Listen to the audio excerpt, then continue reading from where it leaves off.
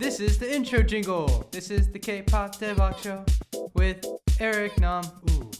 Ladies and gentlemen, welcome to the K-pop Daebak Show. Today we have a very, very exciting guest. I have the pleasure of introducing to all of you Wengie. Hello. Hey. How are you? Good. Should I do my typical, hey guys, it's Wengie? That was really great and very typical, but I love it. Yeah, I've probably done it thousands of times. Is that like your cue in, like your trademark for every video? It is. Awesome. I mean, it's great because then you don't have to think about how to cue in every single video because you kind of run out of ideas. Like, how else am I going to do it? I have that problem. I'm always out of ideas. I'm like, how do I do this? And then it's become, well, I'm just going to awkwardly say, hi, hey. Oh, you're thinking. This is Eric.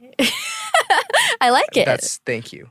All right. So for those of you who do not know Wengie, we're going to talk a little bit about your history, your past, and your life. And then we're going to go into all this music that you've been doing, right? Awesome. So our producers here, they always give me a little cheat sheet on the people that are joining me on the show. So I'm just going to run through it. And you're going to correct me if I'm wrong. All right. Oh, no, I should say if our producers are wrong. Oh, okay. Got it. Yeah. It's not on you. It's not on me. I don't like that. All right. So, name, Wengie. You're born in China. Yes. What part of China? Guangzhou. Guangzhou. Yeah. Cool. I think I've been there before. It's like southern China, near Hong Kong. Okay. Cool. 2 hours away from Hong Kong. All right. And you moved to Melbourne. Melbourne? Yes. Melbourne. Whoa, that was such an American pronunciation. Whoa. I'm trying to fit in, you know? Melbourne, Australia. Yeah. When you were 4. Correct. And then you went to university with a scholarship in Yeah. accounting, and you got an accounting job. Yep. It was And- great. Did you sense the sarcasm? I'm not sure. You loved it. I loved it. You know what? My parents loved it. Yes. But then what happened? It just got too much. I Yeah. mean, how much of that can you take when you're a creative person? Mhm. I think my soul just kind of died slowly. Every single year I was doing accounting. And then like finally my boss was like, you're just not good at this. And I'm like, I know. It's time to go. Oh, okay. Yeah, so that's how that ended. Okay. Yeah, I got a little like feedback session that wasn't like the best. Okay. Yeah. So you left that and you started like a blog and you started doing all this other stuff, which then led you to amounting, I want to get this right, currently over 19 million subscribers across YouTube. Close to 20 mil. Yeah, I don't count. Well, I'm bad counting at maths, here. okay? So like You're an I count. accountant. I know, and I was bad. I don't so believe I'm not anymore. That's insane. Yeah. And over 2.1 billion with a B. That's like, what, a fourth of the world's population almost Oh wow. in views. Yeah. That's insane. or 2 of China. Or 2 of China. Yeah. China's so big. So big. Okay. So, first of all, congratulations on all your success. Thank you. And thank you for coming on to our measly little tiny K-pop Oh Daebak show. no! Like I'm here at this studio. I'm like, hey, it is not tiny. Don't be modest. This place is like a creator playground. Well, thank you. So, like, you do all sorts of videos on YouTube, but you started, I went through, I guess I came across them like a year or 2 ago, but you have, like, pranks, and you have do-it-yourself, you have, like, tutorials, and then when did you start doing music? Oh, I actually started doing music like 3 years ago. Okay. But I started off in China, Uh-huh. who, like, the country doesn't have YouTube. Right. It doesn't exist, Right. which I think was really good for me because then I could really get into the whole music thing as a musician and not Instead of, as a YouTuber. YouTuber. Okay. So that was really good. It was a really great experience. It was my first time experiencing music because I've never been in a recording studio. I've never done any of that. So the company I joined like trained me up, gave me vocal lessons, like taught me everything. And then after releasing that album, we recorded a whole album and released 3 singles in China. And they did pretty well. Like one of them charted at 5 and 6, and I got an award for Best New Artist. Wow, congrats. Thank you. But huge. yeah, it is. It's really crazy because for me, like I don't feel it because I don't live in China. So it's hard for me to like really experience that. I don't know if you know what I'm talking about, but like when you don't hear your own music played over the You're radio. like, am I doing well? Yeah, is it- What's going on? Is this real? Yeah. Like, is it happening? So that was really good experience for me to like then launch my own like global music project, Okay. like outside of China. Cool. Like Yeah. Was that always like a goal, or were you just kind of like, I want to try music, and you ended up liking it, loving it, and you're good at it? And like, what was that process like? Well, when I was a kid, I've always wanted to do music. Mhm. I mean, like, who didn't want to be a pop star when Right. you're a child? But, with my parents, it's like, I was too scared to even think about it. Because I think if I thought about it, they'd come up behind my head and like smack me, Like, it's one of those things. I'm like, I'm not even going to consider it. Yeah. Okay, I'm going to study really hard and get a job, Okay. So for me, that was like a bit, like, it never occurred to me. But I did do, my first videos on YouTube was a K-pop cover of Hyunda's Ice Cream. Okay. I wrote English lyrics because I didn't Okay. understand Korean. Okay. And then I sang it, and then I made my own music video. Oh. That took a whole month, though. Oh yeah, in the early days of YouTube, it's pioneering and making that stuff up. Because it's kind of surprising, like speaking with you and like looking through all the facts, like we have very parallel, similar backgrounds. Like Ooh. I was gonna be a consultant at Deloitte. Oh, wow. So oh I my had God. a job, I had already signed my offer, and then I became a musician, but I had also started on YouTube 2007 or something. Oh, Clearly wow. I was not very good at YouTube. I sucked at YouTube. Probably good. You're a great musician. I had like so. 10,000 subscribers, and I was like, I made it. And now I gotta retire because I'm at the top already. So No, 10,000 is great. I thought I made it at 10,000. It was just a great feeling. yeah. Well, in the early years of YouTube, people were still trying to figure out what it was. So, but that's awesome. amazing. Oh my God, delay that because that's like an accounting firm, It is. right? It So is. that's crazy. There you go. So did you kind of grow up listening to K-pop as well? Is that what kind of grabs you into like wanting to make more music in that realm, or? Yeah, so growing up in Australia as a Chinese girl, like I never really saw any pop stars that looked like me. Right. I was looking for artists that I could relate to. Uh-huh. And so therefore I listened to a ton of like C-pop, J-pop, and Mhm. especially K-pop. Okay. And I was listening to K-pop from the very beginning. Okay. Who are some of your favorite acts or artists? From the beginning. I mean, I've loved first generation, second generation, so like SES. Oh, wow. Like way first Shinhwa, generation. Yeah. And then, girls' generation came, Right. Girls' Day, and now we're on to, the next era. Right. Loving, Twice, ITZY, G-Idol. So you've been in it for almost 20 years. If you're talking SES, Finkel, Please don't say Shinhwa. that. Look, I'm right there with you. That was me too. So it was Boa and Yeah. Perfect Man, Shinhwa, Oh, Perfect and Man. G.O.D. Oh, love and, that. Like I'm right there with you. So Yeah. I feel like K-pop has had like little generation bumps. So that was like that early 2000s, and then like 2009, 10, 11 was like Girls' Generation, 2PM, Wonder Yeah, Girls, Wonder Girls. 21, Yep. and now it's BTS, BTS, Blackpink. those Twice. So Twice. Yep. We're on to I don't even know how many generations we're up to. people have different numbers. I see people like, we're in the second generation. Like, you were clearly born just a few years ago Yeah. because Your this is not the second generation. No. So we're definitely not there. So you started doing music. How is your music process? I mean, clearly you're doing stuff in English. You're doing stuff now in Korean. You're also doing stuff in Mandarin, Mhm. right? So that's a lot of languages to be dealing with.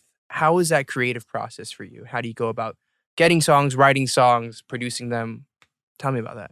So I have a really great team that I work with. So Melanie Fontana and Lindgren, yeah. they worked on Empire.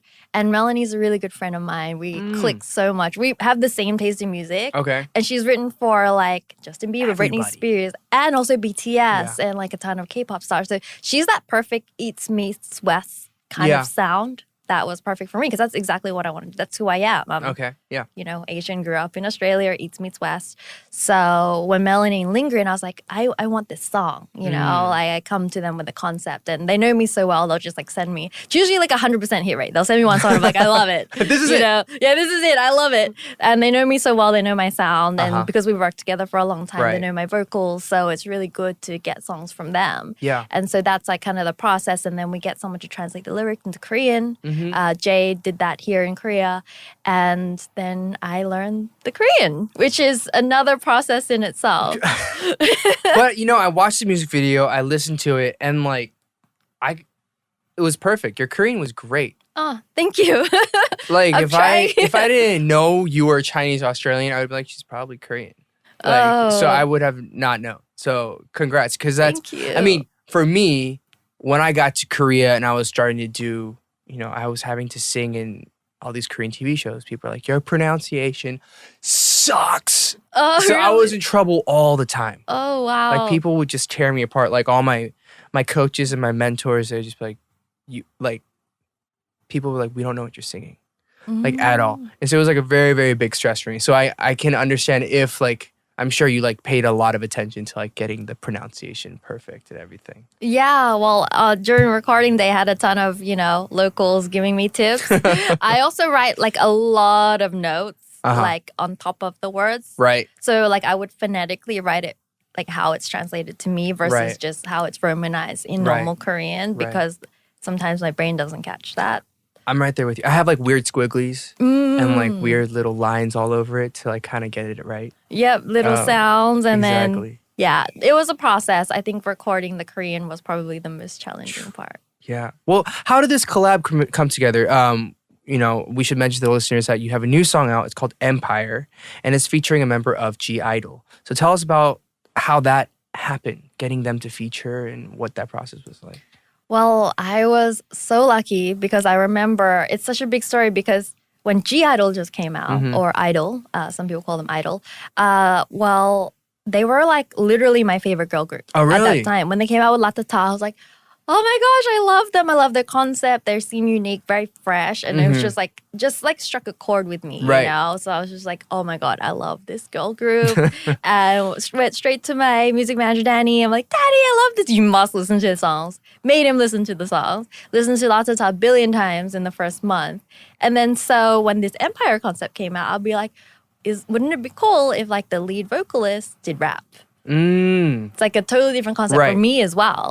And it's a different concept for everyone. That's what Empire is about. So if you watch a music video, it's about light and dark. And it's about, you always have the light side, which is the side you show to the world that's like happy. And then you have the dark side, which isn't necessarily evil, but it is something you're trying to hide, the other side of you. And what it's about is empire. It's like you can't really rule or grow your empire and build it until you accept the whole of you, right? And that means that other side maybe you're too scared to show. It's very different from what people seemed.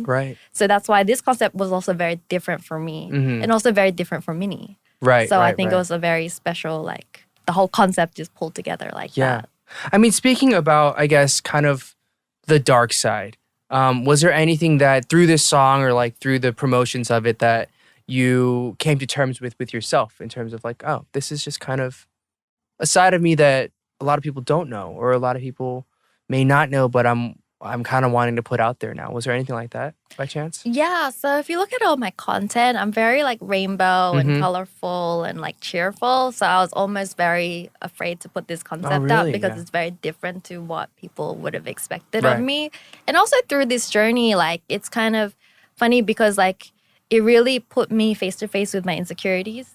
It's like I'm collaborating with a K-pop idol of a girl group I fully respect. Like how much like security will you need to like step up to that plate? And I was like very insecure about it, especially like in the process. I'm like, am I going to do a good job? Is this going to happen? What if I ruin everything? What if like, so it's like, it really also had me face that side of me. And I think that was a good journey to finally accept like, wow, okay, so I am insecure. That's cool. Just being able to recognize that. Yeah, that's nice. Like, let's listen to that. Like, not ignore it. Because a lot of the time you try and ignore it and you're just like push it aside and just like keep going. That's kind of how I've dealt with it for a lot of time. But when you're face to face with such a big project, it's in your face. You're just like, well, I just have to learn to deal with it or it's not going to happen. No, I think that's a very like a cool thing that you came to terms with. I think for me too, it's kind of, you have to embrace whatever challenge is coming at you and just kind of go at it full on. Which I think for a lot of people can be very challenging and difficult to do. I think for me, I'm at this point where, be it musically or professionally in many different aspects, it's hard to be very honest with yourself, right? But the moment that you do get that point of true honesty and you're like, oh, I personally fit with this very well, or like I really hate this, whatever it is, then you're able to use that for like the better.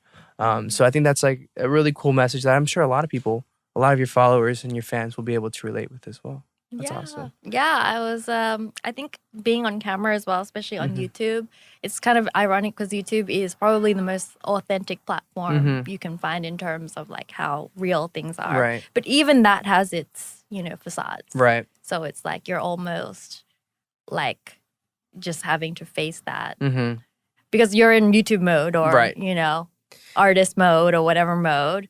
Yeah, having that honest moment was really special. I have a question for you actually. So I look at people who are very active on YouTube, and it like, to me, it has to be the most exhausting job in the world because you're literally putting your entire life out there for everybody to see. And as we all know with YouTube, like being consistent and having constant pieces out is incredibly important. Were there or have there been moments where you're just like, I am so overwhelmed, or I want to break, or I don't want to do this, or like, have you had those moments and how did you overcome them? Yeah, like all the time. Like what a lot of people don't know is because I have so many different channels. Right. We put out about 17 to 25 pieces of content per week. And that's Per week? Per week. And that's not even including my music project. How do you do that? I have, How is that possible? I have a great team that supports me, but I also shoot a lot because I am out of those like 17 pieces, I'm in about 8 to 9 pieces of that content. What are the other, like, let's say 10 pieces? There are a lot of like craft projects and things like that may not necessarily need me. Oh, but like what I've built out for my side of the business is more where kind of like, I don't want to just be a YouTuber. You know, I feel like that's so one-dimensional. And yes, I did start off with that, but it gave me an opportunity to expand. So it's like, I want to be a really great, digital production house. On that side, and I want to be a great artist, you know, on the other side. So there's all these things I want to grow into. And I think part of this journey is really special because I feel like a lot of the audience just see YouTubers as YouTubers.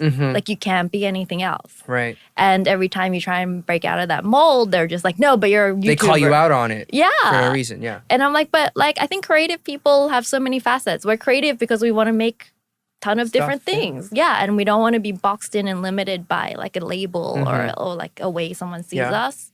So yeah, I make the content. Obviously, it's a lot of content. So there are times when I break down, and I have a really bad habit of trying to do everything myself as well. Also, like coming from the roots of like YouTube, you doing everything yourself. I always flip back to that mindset, and it's really been toxic for me, and I've taken on too much. And yes, I break down maybe once every 3 months. Okay. Yeah, you don't get to see that on YouTube, guys. How do you get over that? What brings you out of that?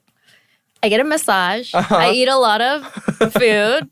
I yell at some people. Thank you for putting up with me, guys. And then I cry, and then I sleep, and then I'm good. And you're good. Yeah. Okay. Yeah. Well, that's a good process. Yeah, it's a process. Everybody goes through cycles. Yeah. I'm simple. It happens in one day. Many of my team have experienced it. I go AWOL, and then the next day I'm like, okay, so what is my schedule? Well, you know what? If it's just a day, that's great.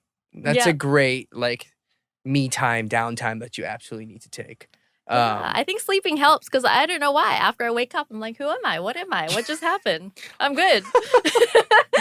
Yeah, sleeping probably does help a lot. Yep. Yeah. But 70 to 25 pieces, I imagine you probably can't sleep that much. I try and man. sleep. I have another question for you, follow up. And it kind of goes back to like the YouTube, what you were just saying, how a lot of people, if you're from YouTube, people tend to think you should just stay in that realm of YouTube, which clearly you've overcome and you're going beyond those boundaries of just YouTube. And you look at, Justin Bieber, Shawn Mendes, Troye Sivan. Like, the people are there. They've done it. They've broken out of social media. I wonder, though, if part of the reason that some people have a hard time accepting particularly like Asian people stepping outside of YouTube is because I feel like, and I could be completely wrong, there's just like a theory that I just kind of had. Early 2010, 11, 12, Asians ruled YouTube. True. Like we own that shit. Yeah, and I'm friends with a ton of them. We own that shit. Like everybody was like, yo, Asians can't sing. I was like, hell yeah, we can sing. Go to YouTube. Every single cover video is some Asian dude or Asian girl killing some song, making really funny content. Yep, I remember that time. Right? The golden era. It was the golden years, the golden era of YouTube. But then at some point, I don't think there was, and please correct me if I'm wrong, I don't think we ever had like a breakout star from that movement. I think it was great for Asian American or Asian visibility across all platforms to say, oh, Asian people are very talented and they do really cool things. That's awesome. But there wasn't a Justin Bieber or a Shawn Mendes for Asians. And I think, I don't know why that is. Maybe it's just like the way that the system is kind of set up for people not to be accepting of it yet at that point. But now we're stepping into a point with film and TV and music finally where it's like, oh, now we're okay with it. Like Joji or Rich Brian or those people as well. So like I see that as a very encouraging sign. And I was just curious in terms of if you had thought about that at all or like what you kind of see in that realm. So I think with Justin Bieber and Shawn Mendes, they were backed by, major label companies and really helped them grow their career. Maybe at the time they weren't interested in Asian talent. And therefore, a lot of, Asians that were, singing on YouTube had to do it themselves independently. And that's always tough. Right. Especially music. Trust me, I know. That's what I'm doing now. Well, we know, yeah. So I think that's kind of partly, I don't know whether you agree with me or not, because I can see like the commonalities between Justin and Shawn is they were backed by a very powerful team as well that were investing in them and their talent. And yeah, I think we're beginning to see that. Like with Joji and Rich Brian, like they're backed by 88 Rising. You know, that's the label bringing everyone together. And I think it just shows how important community is in growing this movement. Yeah. If we can all stick together and grow that would be amazing. Absolutely. Yeah, no, I completely agree. I wholeheartedly agree. And I mean, I'm so excited that you're doing now stuff in K-pop because I think our K-pop Daebak community will also get behind this new song and all this stuff that you're doing. So, thank you. Yeah, absolutely. Let's talk about some lighter stuff briefly. I feel like we just got really deep really quick. I like deep conversations. Yeah, you do? Yeah. Okay. Then we'll just keep fielding it as we go. We'll go in and out of it. Let's see. I guess this is the other question. Like your parents. So you mentioned like, being a musician was always like a dream. Same for me. But like when you're like, I'm going to quit accounting. I'm going to go do all this other stuff. What was their reaction? Oh, I don't even, well, you know what? I've been priming them for quitting accounting for a long time. Oh, you had? Yeah, Okay. because I had to. And every single time they kind of talked me out of it. But then it got to a point where I just kind of had to do it.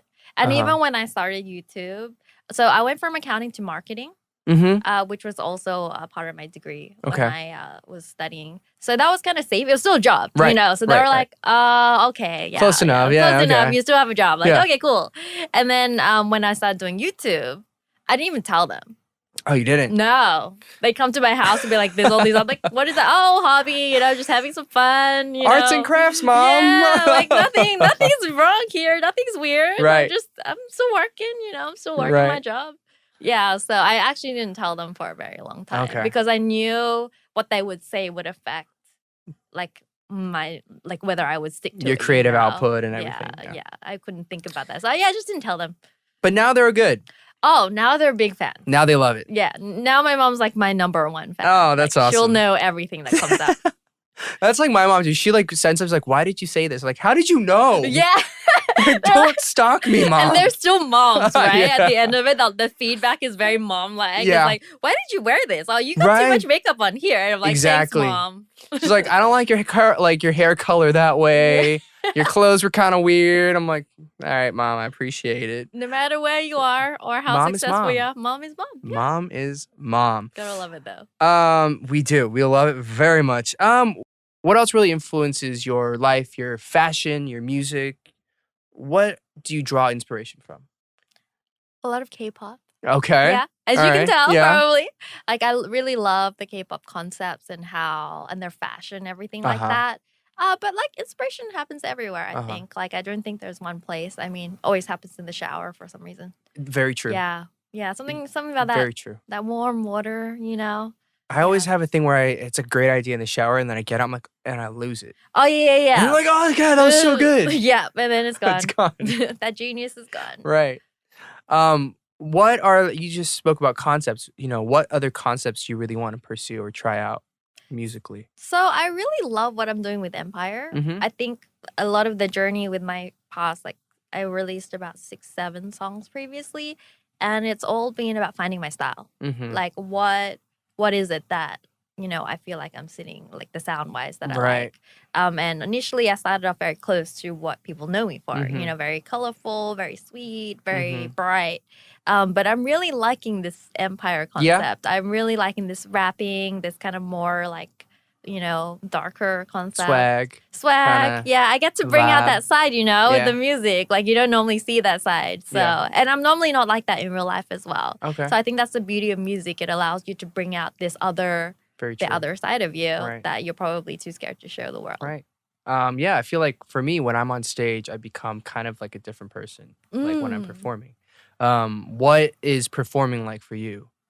Oh. How do you feel when you're on stage? And Well, that I'm kind of- sure you know the feeling. It's like a high, like a It natural is, high. yeah. Like you're on. I don't know. It just feels great. Uh-huh. And then like after you come on stage, you're like, I'm still hyperactive. Like this is great. I want to do it again.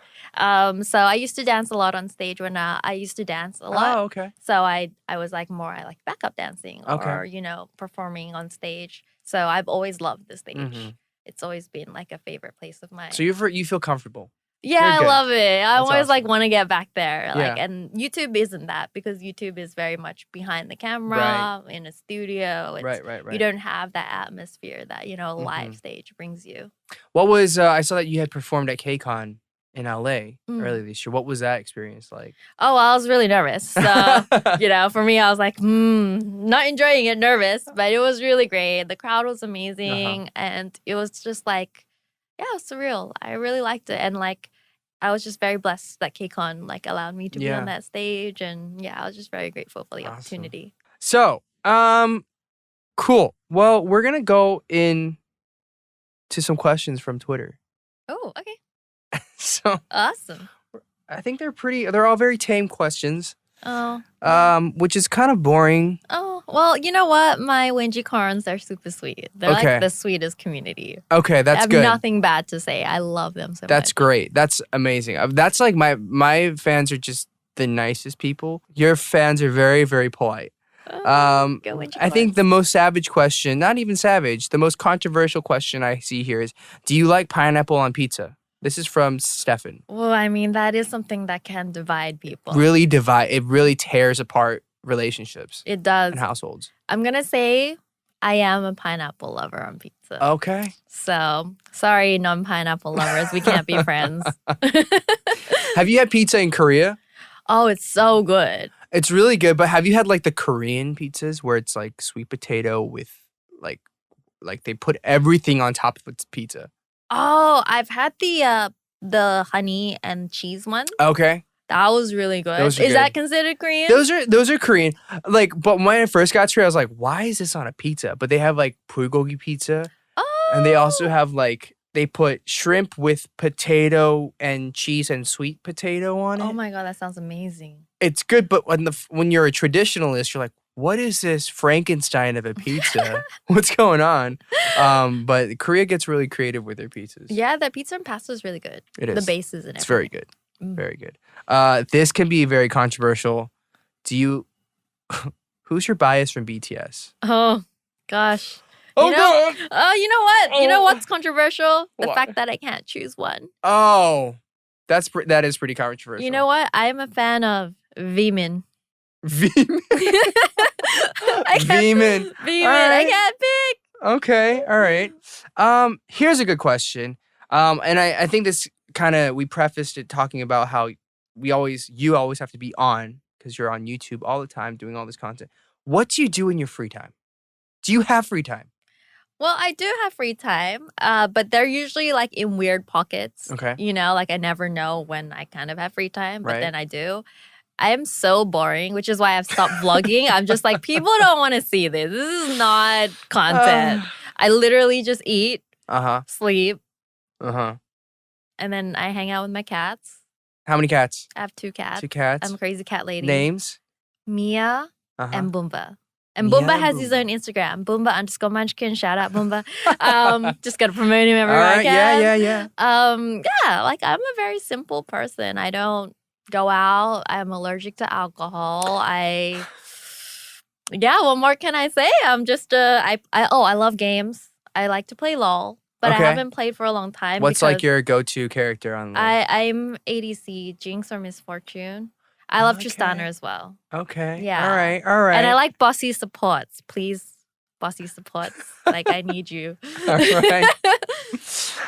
Cool. Let's see. A lot of questions about Minnie. How about, can you tell us a little bit more about working with her? What was she like? Oh, she's so fun. Yeah? Like, don't be fooled by her savageness on her, music video. She's super cool. But in real life, we're just like goofing around. Like, she's such a, one comment pretty much encapsulated her on YouTube, and I love it. It says, Minnie is a giant 5-year-old baby. Convince me otherwise. Okay. I literally agree with that Okay. statement. She's so adorable. All right. Cool. I don't think I've ever met the ladies of I-DLE. I don't think I have. Oh. So I have like no personal relationship. So I'm going off of that. So when I see her, I'll be like, "Hi, 5-year-old child." Yeah, Nice. giant 5-year-old Hi, baby. 5-year-old baby. You have a lot of pizza questions. Do you love pizza? No, I actually don't. I don't know what- don't like There are pizza. so many questions about pizza. Ask anyone I know. That I'm very I refuse to eat confused. pizza because I'm lactose intolerant. So it's like one of those things I do when I'm like, okay, You're really gonna I have nothing on the next day. Right. I'm good. Like, let's eat the pizza. really playing with fire on that Yeah, one. it is. Right. It is.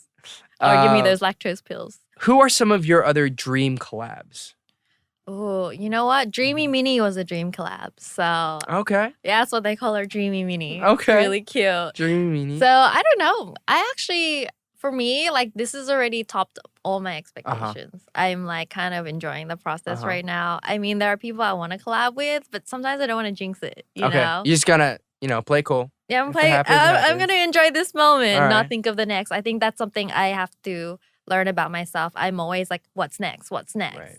And then I realize I never enjoy all the achievements Uh-huh. that I've done. You know, Uh-huh. like I remember 10 million YouTube subscribers was just like, oh, that's nice. What are we making? Like, what's the next video? Like, it's always like yeah, a fault of mine. I'm like, Oh I my really got to God. enjoy it. I gotta stop doing this. You know what's funny? Like, like speaking with you, I feel like we're the same person. Oh, really? Just in different bodies. Just from different cursed for life. Like everything you say, I relate to so well. Oh. And I say this because it's exhausting. Like, Mm. I think you're probably the same way. Like, we're very thankful and we're very blessed for what we have and what we're able to do. And we would probably not be here if it wasn't for our like overdrive personality of like trying to always do something. But it's exhausting. Oh, it is exhausting. It's exhausting. And I think there needs to be a point where we learn to switch. You know yeah. what? There's a point where the overdrive is good. Yeah. But then when you've got that achievement, you're Yeah. like, well, time to switch it off. Yeah. It's not switching off. The button's broken. Yeah. That's kind of why I started this podcast. Because I felt like it was go, and I was like, I need something that feels a little more intentional. And this for me was kind of a version of let's be intentional with a conversation or a discussion or something. And that's how I started doing this. But Oh, I completely wow. agree. I love that. That's really cool. I need to learn that from you. All right. We're going to go into a quick lightning round. We have some very important questions to ask you. Are you ready? Yes. Okay. It's going to be the first word that pops into your head. First one. What makes you laugh the most? Really bad jokes. Really bad jokes. Okay. What song makes you cry every time? Officially missing you, Tamia. Oh. Best movie theater snack? Popcorn. Popcorn. Onion flavor in Seoul. Okay. All right. In Seoul. I In was going to be Seoul. like, onion flavored outside is going to actually taste like onions. Yeah, no, in Seoul. In Seoul, it's like candy. It's great. Right. Okay. I love it. We should very make that decision. Coffee or beer? I think I know the answer. Coffee. Right. There you go. First music artist you ever stand? Spice Girls. Spice Girls. Who was your favorite Spice Girl? It was Ginger Spice. Ginger Spice. There you I don't go. know if I say that proudly now or like. Yo, she was cool. They were all She was cool. spicy. She was spicy. Bad jokes. I love it. Great. How do you deal with stage fright? Don't think about it. Just get on stage and then hope you don't make a fool of yourself. All right. The last person to text you yesterday. Yesterday. I mean, I didn't Yeah. even sleep till today. Oh so, my like, gosh. I don't know. Danny, probably. Okay. Your manager. Yeah. All right. Person, celebrity, you'd marry right now if they asked. Vimin. I'll take you both. Please. Okay. Last one. Your fans are blank. The best. The best. All right. So that kind of wraps it up for the K-pop Daebak Show. Catching up with Wengie. Thank you so much for joining us on the show. Thank you. I had so much fun. Guys, please be sure to check out her new song featuring Minnie from I-DLE. It's called Empire. Anything that, like, where can people, obviously on YouTube, but what else can people look forward to from you? Look forward to. I don't know. I'm always silly online. You always find me. Mhm. I'm there 17 times a week. You won't miss me. That's insane.